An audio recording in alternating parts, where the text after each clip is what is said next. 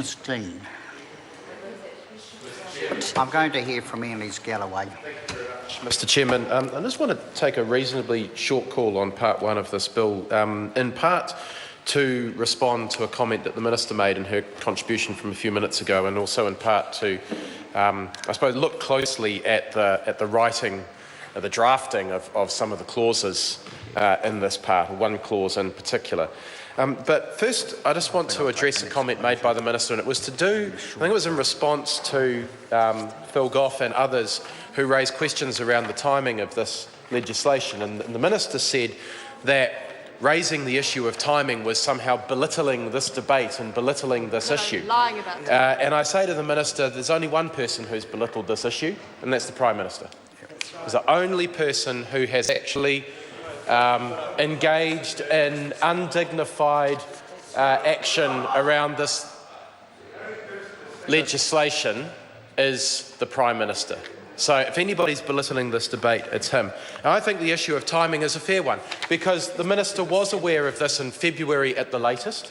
That means the Minister had February, March, April, May, June, July, August, September, October and half of November to get this legislation drafted and brought to the House. And in fact, this legislation would have been better prepared if the Minister had actually moved more quickly and brought it to the House in a timely fashion so that it could have gone to Select Committee so that we could have had proper consideration of this legislation. So it's not in any way belittling to say that the Minister has had time to deal with this legislation and is now rushing it through because she knows that there's a plane load of detainees heading back to New Zealand.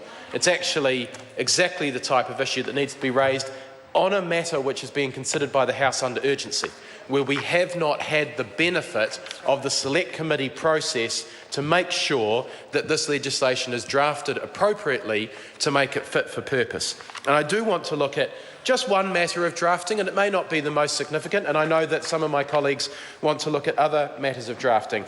But in the interpretation clause, we have the meaning of returning prisoner. And returning prisoner, it says in the interpretation clause, has the meaning given to it in section 16. Now that's actually a perfectly normal thing to find in an interpretation clause. So we go to section 16. Section 16 is titled, Who is a returning prisoner? A returning prisoner is a person who has been determined by the Commissioner to be a returning prisoner in accordance with the criteria set out in section 17. This is to do with the interpretation, Mr Chairman. The interpretation clause, which is part one. It's because part one, interpretation clause, says that it's set out in section 16. Now, section 16 tells us nothing. You read the interpretation clause and you refer to section 16, and the interpretation clause actually does not give us a meaning for returning prisoner. We have to go to section 17 for that. And I ask, why is not the wording in section 16 not in the interpretation clause?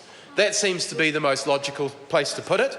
And then section 17, or maybe it would be section 16 in this case, could set out the criteria for determination that the Commissioner has to use. It appears to me to be one example of weak drafting in this legislation. The kind of weak drafting that you get when a bill is rushed, and the kind of weak drafting that could be sorted out at a Select Committee. If the Minister, back in February, when she knew this was an issue, had actually moved with the speed that was necessary to bring the legislation to the House in a timely fashion and give Parliament and the public the opportunity to scrutinise it appropriately. As it is, we are pushing through legislation which does curtail some people's rights, and we are doing that without public scrutiny.